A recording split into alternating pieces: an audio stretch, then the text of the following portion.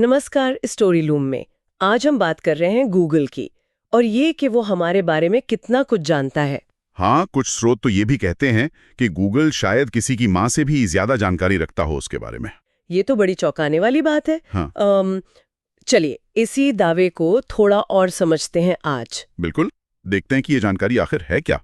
हम देखेंगे कि गूगल क्या क्या इकट्ठा करता है, जैसे हमारी सर्च हिस्ट्री, हम कहाँ जाते हैं, लोकेशन ट्रैकिंग जिसे कहते हैं, और हाँ, हमारी आवाज की रिकॉर्डिंग भी।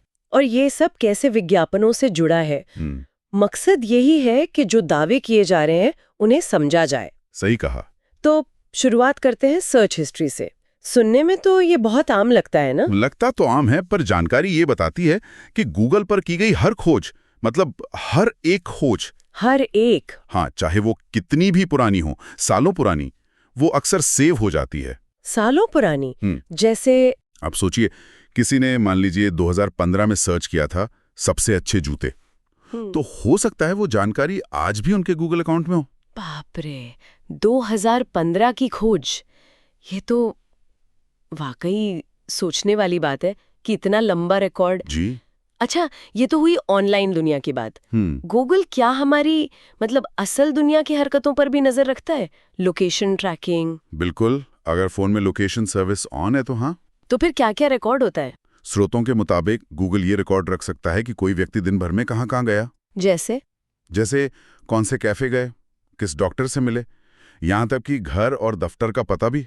मतलब बिल्कुल सटीक जानकारी। अरे, ये तो एक तरह की डिजिटल डायरी हो गई हमारे आने जाने की। हाँ, बिल्कुल वैसे ही। तो सिर्फ हम क्या सोचते या खोजते हैं वही नहीं, बल्कि हम कहाँ जाते हैं ये भी दर्ज हो रहा है। जी। और क्या क्या हमारी आवाज का भी कोई रिकॉर्ड होता है? हाँ, यहाँ बात आती है वॉइस और एक्टिविटी रिकॉर्डिंग की। अच्छा।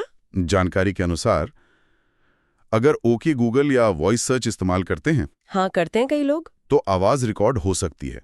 और कुछ मामलों में ये रिकॉर्डिंग गूगल अकाउंट की सेटिंग्स में जाकर सुनी भी जा सकती हैं। क्या बात कर रहे हैं? हम अपनी रिकॉर्डिंग सुन सकते हैं? हाँ, ऐसा मुमकिन है, सेटिंग्स में जाकर। खोज, लोकेशन, आवाज, ये सब मिलाकर तो किसी की जिंदगी की बहुत ही डिटेल्ड तस्वीर बन जाती है। सही कहा। तो सवाल ये है कि गूगल इस सारी जानकारी का करता क्या है? क्या इसका सीधा ताल्लुक विज्ञापनों से है? बिल्कुल सीधा संबंध है।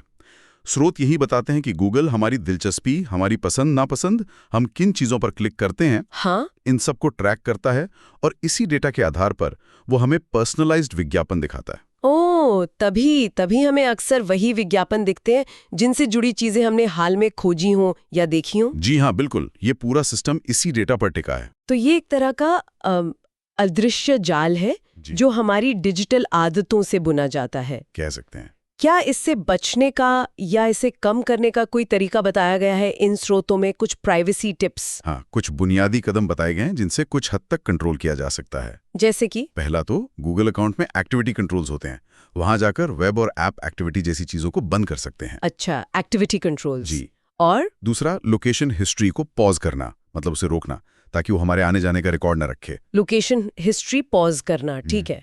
और तीसरा, एड पर्सनलाइजेशन को बंद करना, मतलब डिसेबल करना, ताकि हमारी रुचियों के हिसाब से विज्ञापन ना दिखे। तो ये 3 कदम, एक्टिविटी कंट्रोल बंद करना, लोकेशन हिस्ट्री पॉज करना और एड पर्सनलाइजेशन बंद करना। जी हाँ। और स्रोतों के मुताबिक इन कदमों से हम गूगल द्वारा जानकारी जमा करने की प्रक्रिया को काफी हद तक कम कर सकते हैं। हाँ, सीमित कर सकते हैं। ये पूरी तरह से रोकता नहीं है शायद, पर काबू पाने में मदद जरूर कर सकता है। तो ये थी गूगल के डेटा कलेक्शन की एक झलक, जैसा कि इन दस्तावेजों में बताया गया है। खोज, लोकेशन, आवाज और विज्ञापनों से उसका कनेक्शन। हाँ, और आखिर में ये स्रोत एक जरूरी सवाल भी उठाते हैं। क्या सवाल? कि क्या गूगल वाकई हमारी प्राइवेसी का, हमारी गोपनीयता का उस तरह ध्यान रखता है जैसा हम सोचते हैं, या फिर डेटा ही उसका असली खेल है? ये वाकई एक अहम सवाल है, सोचने वाला सवाल। हाँ, इस पर शायद हम सबको सोचना चाहिए। इन स्रोतों के हमारे इस पड़ताल में शामिल होने के लिए बहुत बहुत धन्यवाद। धन्यवाद। अगली बार फिर मिलेंगे एक और विषय की गहराई में उतरने के लिए। स्टोरी लूम पर बने रहें।